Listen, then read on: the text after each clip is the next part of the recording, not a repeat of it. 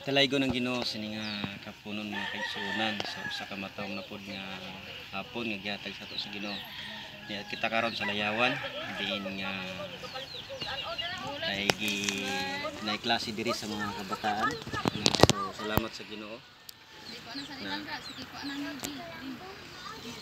So adto na lang ko i-share sa matag usa ka nato naot nga makadasi kini nga pulong sa Ginoo diha sa Mateo 6:33 nga unahon nato pagpangita ang iyang gingharian o ang pagkamatarong ang ubang butang ikadugang lamang nga kanato mga igsoon. So gisulti ni Mateo mga igsoon, Mateo sa ka tax collector nga nahimong sumulunod sa tunggoy nga Dios nga si Ginoong Kristo. Ug sa iyang kinabuhi sa diyang gitawag siya sa Ginoo, iyang gibiyan ang tanan.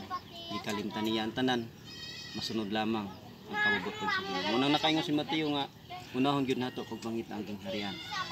Kay kini sa kalibutan yung padidto nga ang tanang butang mahanaw lamang.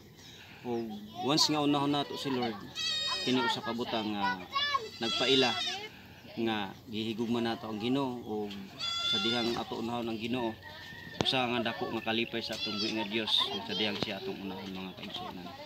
Ug ingon pa siya didto nga dili ta magtigom og mga butang dining kalibutana alang sa atong kagalingon magtigom tag mga kayamanan didto sa langit kay dinhi sa kalibutan ingon pa ni Mateo nga adunay taya anay nga mukutkot ug adunay kawatan nga makawat ani mga kaigsuonan.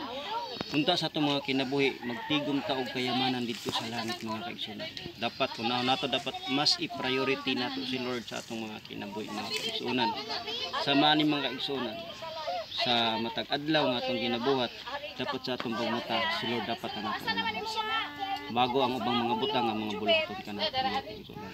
Ug once nga atong unahon si Lord mga kaigsuonan, dili gusto nga diya sa verse nga kita madato. Gusto ni Lord nga madato man ta dito sa mga langit ng mga butang mga kaigsuonan. Mo lang to, o God bless sa tanan, ang Ginoo magapanalangin kanato nga sumulunod ni Ginoo sa Kristo. Dalaygon ang Dios sa tanan. Amen.